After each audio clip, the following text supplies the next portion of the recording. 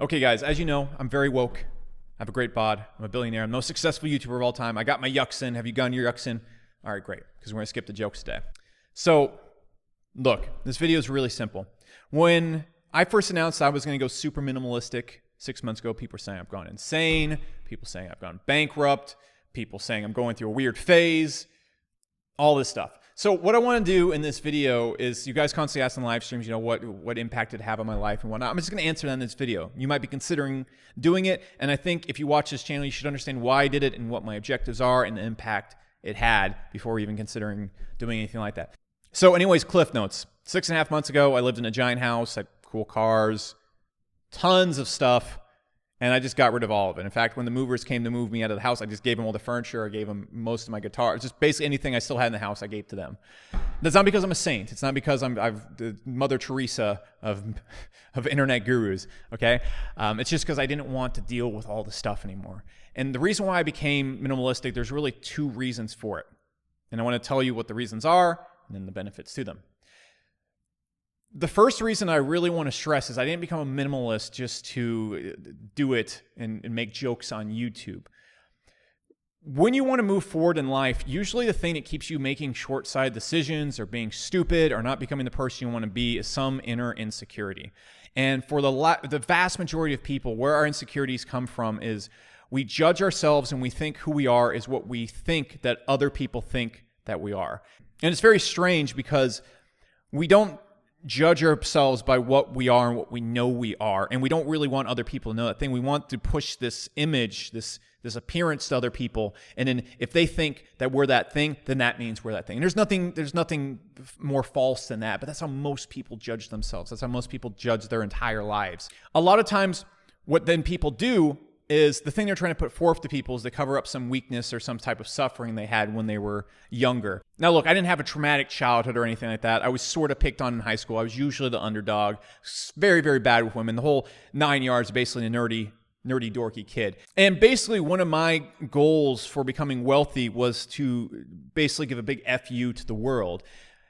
A really good story that puts this in perspective is, you ever play Devil May Cry? You look at Dante and you look at his brother Virgil, who's the villain in it, and their mother was murdered by demons, yada yada. But really, in that state, Dante and Virgil went through a really traumatic experience. Virgil basically was so damaged from it, and he felt so weak at that time, and so his greatest fear became feeling weak, and so his entire pursuit in life was obtaining power so he'd never have to feel weak again. And that's what a lot of people do with something that's happened to them in their lives. And so basically my greatest fear was people thinking that I was weak. I wanted everybody to think I was strong and I was powerful. So I obtained a lot of things, created a big social media persona, and really what my greatest fear was is people thinking I wasn't that thing anymore. And so this sounds really deep and emotional. It's really not. Everybody goes through this, and that's why I'm talking about it pretty freely.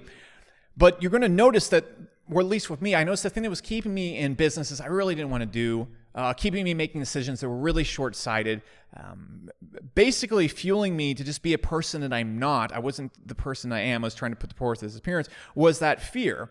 And so what I thought to myself is, the business I'm working on isn't fulfilling. The way I'm operating, I don't really enjoy as a person. The things that I have in my life, these don't bring me anything. They're only to bring other people an appearance.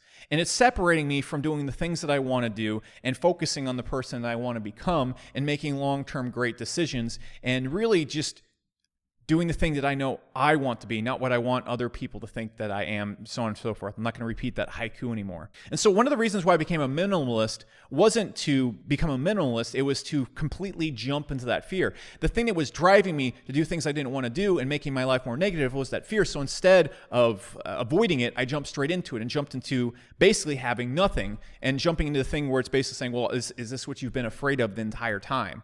And once that fear is completely faced, you're just left with yourself and what you want to do. There's no outside forces pushing you around, and everybody has that type of fear. And so over the 6.5 months, what it's allowed me to do most of all is to be long-term and not short-term. And my priorities are no longer the same because, first off, I've made enough money in my life that I don't need to make money unless I'm going and buying excessive amounts of things and have an excessive amount of monthly bills to cover, and those things don't help me out at all. I don't want a big house. There's no difference than living in a normal apartment, living in a big house, except There's more space, and more space isn't going to bring you happiness as a person. Having nice walls, a nice floor, and like a nice staircase is not going to make you go, oh man, life feels pretty good now. It's going to feel exactly like if you've gone into a big house. And the only difference between you staying in a big house you don't own and a big house you do own is the fact that you're like, hey, I own this house. And that gets old in like 2 weeks. Without having that facade in my life, I can just make really long-term decisions with my business. And when I'm thinking outside of needing to make money right now, or needing to make money at all, by living a pretty minimalistic lifestyle. I'm not a financial minimalist. I've made a good amount of money. I still make a good amount of money, but I don't spend very much of it. And I don't have a pursuit to bring more stuff into it. I got exactly what I need as a person. I don't need anything more. And so by doing that, what it allows me to do is put the long-term good decisions and focus on what's important to me. I can take better care of my employees. I can take better care of my customers. I can make really long-term decisions. I can focus and spend more time with my family and put things that are important to me instead of worrying about going in a direction that is fueled by what I need other people to think. And so that's the first thing right there. If you have something in your life, usually if you're making short-term decisions, usually if you're not doing something you know you need to do, it's coming from some type of fear. It's coming from some type of insecurity. And usually that insecurity is based around what you think that other people think that you are. In fact, if you really think about it, by trying to avoid our fears and weaknesses, it makes us 10 times more susceptible to them. Because I constantly see other people going through the same thing I was going through. And I know what they're feeling because it's terrifying. And so they have to constantly try and be something bigger than they are or make short-term decisions to keep this front or this appearance up. And the things they have to face are terrifying. So, for example, like when I got rid of my stuff, there's literally competitors of mine saying I was going bankrupt. People were asking my girlfriend, did Alex lose everything and stuff like that? And I didn't really fire back or anything like that because that's what I was afraid of. That was the thing that was terrifying me before it happened. And then I was looking at all this. I'm like, what other people think is not what I am. And by putting those stupid worrying about what other people would think, going and trying to make myself some famous something, trying to take every short-term route to get there, it made me more susceptible and weaker than I am right now. Because right now you can punch me in the face. I don't care. I have nothing to lose. I have everything to constantly gain. And really, I can take long-term decisions and I don't have to operate based on these fears of what other people think anymore. And so what you have to realize first off is if you have these fears, by trying to avoid them and not embedding yourselves in them, it actually makes you 10 times more susceptible to it. You see people talking on stage, wearing fancy suits, showing off Rolexes, showing off their cars. They are terrified. They are fucking terrified because if they define themselves by all these things, and if they lose those things, they're terrified. So you can poke at them, you can prod at them, you can make them make short-term decisions. They're very weak people to deal with because they're constantly having to shoulder this burden, this facade that's very hard to maintain. It's very hard to maintain. It's very hard because it requires short-term decisions because you're not actually the person that is able to do those things. You're not the strong person who's able to do that. Strong people make long-term decisions. They have their priorities in line. They don't care what other people think. And really, they don't ever have anything to lose. They're always operating from a point of leverage. And so, kind of a weird paradox if you think about it. So next, after 6.5 months of being minimalistic, what is the impact of having nothing at all in your house done? And I'm just going to confess straight up, I'm kind of a fraud. I did get a chair. I did get a monitor that has faster input. And I did get a really nice Super Smash Bros. Custom control. I mean, look at that thing. You press the buttons, they're all converted to digital. The shoulder pads have shorter presses. It's incredible. You play me in Smash Bros. The one time a month I play. Ooh. But look, the thing is, first off, I've stated this on the video, so I'm only going to state it very briefly. Stuff weighs you down. The more stuff you have, the more confusing you're going to be, the less your focus is going to be, and you're not going to be a streamlined person. And if you want to go and collect stuff, go and collect stuff. I don't care. I'm not saying if you have stuff in your house, you're a lesser person. What I'm saying, at least for me, is when I don't have stuff, I don't have anything to think about other than the things that I want to do in my life. And life is very short. There's things that are important to you, and in order to make those things and reach those things you want to do, you need to have 100% focus on the things that are important to you.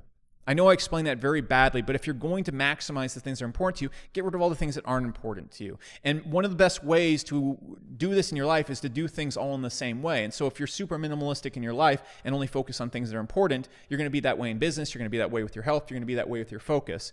And so there's more of a practice and a mental discipline. So for example, I go and clean out all my drawers. If I have more pens than I need, I'm allowed to only have 3 pens, I get rid of the pens. I have 4 sets of clothes that I wear every single day. I have 4 pairs of this black shirt that I wear when I'm out, when I'm inside. And because of that, I don't have to think about anything else other than my business and having fun with my business. And I realize that you might think, well, but you don't have stuff. How are you having fun? Like I said before, it's not going to do it for you. It's not going to do it. You're going to get a nice boat, you're going to get a nice house, and you're walking inside the house and go, it's a nice house. And then you're just in a big space. Big spaces don't equate to human happiness. Your fulfillment, your salvation is going to come from your actions and a little bit from the people that are in your life. And when you have all this stuff in your life, it's going to slow you down like if you had a car and you put a parachute behind it. Because then you're having to worry about all this stuff and all these distractions. And so it just clears your mind and makes it so your mind doesn't have to think about these things. And another cool aspect of it is you do value the things that are in your life a whole lot. I'm really excited about that chair I got. It's a $150 chair that I play Super Smash Bros. In. And I'm really excited about it because now I have a place to sit. And so it does allow you to appreciate things a lot more. And then overall, the surprising thing is you don't miss the stuff. I don't miss any of the things I have. I know people say, oh, no, he misses. I'm telling you, and I'm not saying that, hey, don't get a Lamborghini. Don't be at a big house. I'm sure go own those things if you want to. What I'm saying is that they're not going to add or take away from you. You're not going to lose anything or gain anything by obtaining these things. You're just not. And so in this period of my life right now, I just don't want all the things so I can focus on the actions that make me happy. Maybe I'll get a house again in the future. Actually, I think Rachel would force me to get a house in the future because she's not the biggest fan of my apartment. But you can't win them all right now. So that's kind of my view on the last 6 months. I'm not saying you should be a minimalist. I'm not saying you should do that. I'm just saying you should be aware of your fears and the things that are making you make short-term decisions. And the next, not having stuff allows you to streamline your brain, allows you to just focus. There's nothing in this place for me to lose focus on. That also being said, gaining stuff or losing stuff is not going to change your mental well-being. Doing what you enjoy every single day, living a life that is based on what you want to do every single day and having freedom, that is going to bring you happiness. And doing actions that you are proud of and working on things that you enjoy, that's what's going to bring you happiness. Having something to look forward to that you're passionate about, that's what's going to bring you happiness. Obtaining the stuff is not going to do it. You can get rid of the stuff, you can gain the stuff, it doesn't matter. You can't gain anything from stuff. And frankly, your mood is going to always be the same. You cannot bring stuff into your life and then your mood is consistently higher. That's not how it works. The way you get your mood and your happiness consistently higher is you're consistently doing whatever the F you want, whenever you want, and living with purpose. That's what the human brain needs. The human brain needs something to look forward to, and it needs something to work on and build. That's what human brains are developed to do. That's what's going to unlock all the chemicals that make you happy. And when your brain is solely focused on those things and you don't have fears making you take negative decisions or short-term decisions, and you don't have stuff clogging up your mind, you're allowed to focus on the good stuff. So that's it. I'm not going to make any more minimalism videos because I really doubt a year from now it's going to change. I'll see you next video.